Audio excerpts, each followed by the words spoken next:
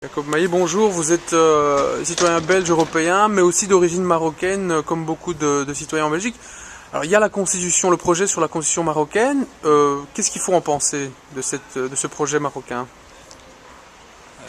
Par la grâce de Dieu, tout d'abord, je dirais que heureusement qu'on arrive maintenant à pouvoir proposer un référendum pour une nouvelle constitution. C'est un signe d'ouverture, un signe de réforme, de changement et d'aller de l'avant. Donc on ne peut penser sur le principe que le bien. Je pense que toute population ou tout peuple aimerait pouvoir s'exprimer et être consulté dans les affaires de sa citoyenneté. Est-ce que vous avez lu le texte proposé à référendum? Je n'ai pas lu le texte dans son entièreté.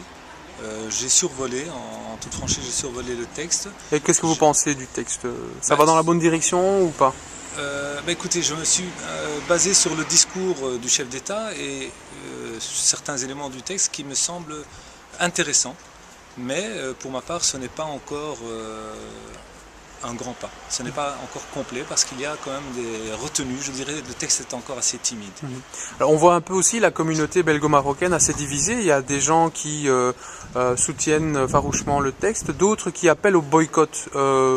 Quelle est votre opinion par rapport à ces deux courants qui s'expriment à travers les manifestations sur le territoire belge? C'est le jeu de la démocratie. Certains soutiennent, d'autres pas. Et heureusement qu'on en arrive là. Maintenant, je dirais en toute franchise que ce qui m'inquiète un petit peu, c'est la manière ou la méthode qu'on utilise pour impliquer la communauté marocaine dans ce référendum. On passe par le biais des mosquées, ça me dérange énormément. D'ailleurs, mon prêche a été très explicite à ce niveau-là. Je m'oppose catégoriquement à ce que les élections ont lieu dans les mosquées, puisque pendant des années, on a reproché au mouvement dit islamiste qu'il mêlait la religion aux politique, et aujourd'hui, ce sont les instances politiques qui utilisent les mosquées pour ce projet-là.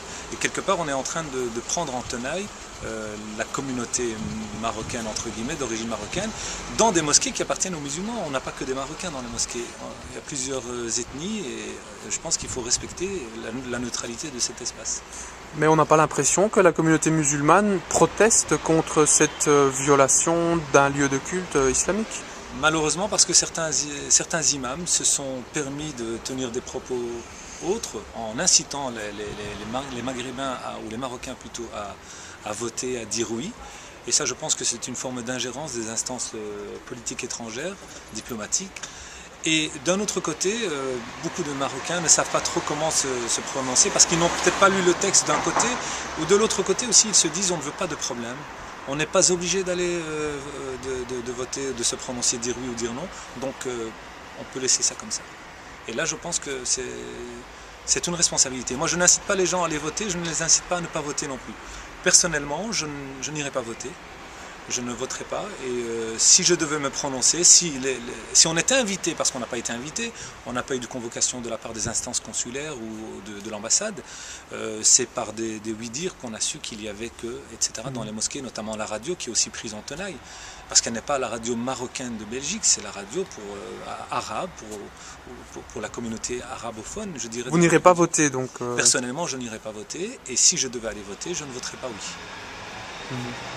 Pas parce que j'estime que le projet n'est pas bien dans son essence. Vous savez, le mouvement du 20 février, c'est un mouvement spontané, dynamique d'une population. Il a ses acquis, il a ses avantages, il a ses points de vue plausibles. Et il y a d'autres éléments pour lesquels j'ai des retenues. C'est la même chose pour le projet de la Constitution. La manière dont cela s'est fait, il y a des éléments qui me posent problème, mais en tout cas je salue cette initiative qui pour moi est un bon début. Mais la manière dont on nous a présenté les choses en Belgique, je n'irai pas voter uniquement pour cela. Si les votes n'avaient pas lieu dans les lieux ne s'opéraient pas dans les lieux de culte, peut-être je me serais penché, parce que bien sûr en tant que quelqu'un d'origine marocaine, je me penche sur la politique du pays, de mes parents d'origine, et qui m'interpelle, et je vais souvent au Maroc puisque j'ai de la famille, et donc bien sûr que je veux l'essor de ce pays, qui est le pays de mes origines, comme je veux l'essor de ce pays dans lequel je vis, qui est la Belgique, qui est ce plat pays qui est le mien, comme disait Jacques Brel. Merci beaucoup. Maintenant, est-ce que le Maroc est un état de dictature ou pas, ça se discute, on pourrait en parler, c'est encore autre chose. Est-ce que c'est un état démocratique actuellement ou pas, on peut en parler, mais en tout cas, je vois qu'il s'inscrit dans un processus démocratique. Ça, on ne peut pas le nier. On peut ne pas partager les points de vue, on peut estimer qu'il y a beaucoup de retenue, c'est ce que je pense notamment. C'est encore timide, mais il y a une évolution. Vous pensez que le peuple a été impliqué dans cette réforme constitutionnelle, a été suffisamment consulté par les autorités marocaines? Le peuple est représenté par des parlementaires, et ce sont les parlementaires qui se sont prononcés. Et le peuple s'est prononcé par le biais et de ces parlementaires et de ces représentants, ces dignitaires religieux. On a vu quand même une foule qui soutient, comme on a vu une foule qui ne soutient pas. Et c'est pour ça que je dis heureusement qu'il y a à boire et à manger. Je salue l'initiative du mouvement de la résistance ou de la réforme qu'on appelait le mouvement du 20 février. Comme je salue l'initiative de ceux qui sont pour, dans le sens, je me dis, au moins ils arrivent à s'exprimer sans partager leur point de vue. Ça montre déjà qu'il y a un jeu de démocratie qui s'opère.